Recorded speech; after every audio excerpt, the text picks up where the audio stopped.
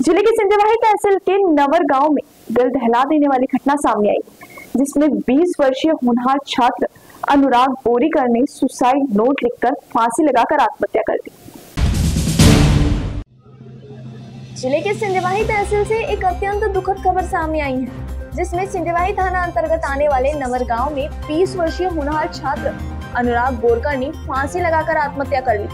अनुराग ने इस साल नीट की परीक्षा में 1475वीं रैंक हासिल की थी और उसे गोरखपुर के एम्स कॉलेज में MBBS में प्रवेश मिला था।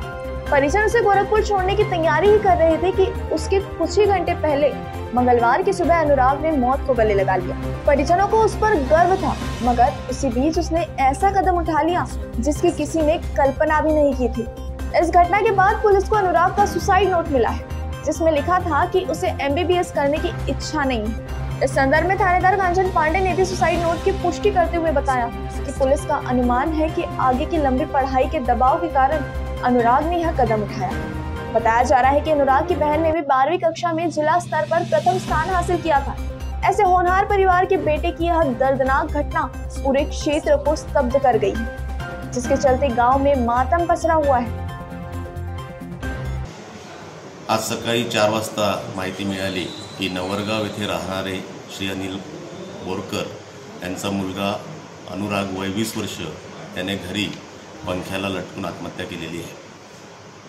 त्याबरोबरच संपूर्ण पोलीस स्टाफ त्या ठिकाणी पोहोचला आणि पुढील कार्यवाही करण्यात आलेली आहे। पोलीस स्टेशन सिंधेवाही येथे मर्ग दाखल करून मर्गची चौकशी सध्या सुरू आहे। अनुराग याने सुसाइड नोटसुद्धा लिहून ठेवलेली दिसून आलेली आहे आणि ती जप्त करण्यात आलेली आहे। सदर सुसाइड नोटप्रमाणे एकंदरीत असे दिसून येते की त्याला एकूण अभ्यासाचं प्रेशर हँडल करता आलं नाही आणि त्यामुळे त्याने आत्महत्या केल्याचं दिसून येत आहे।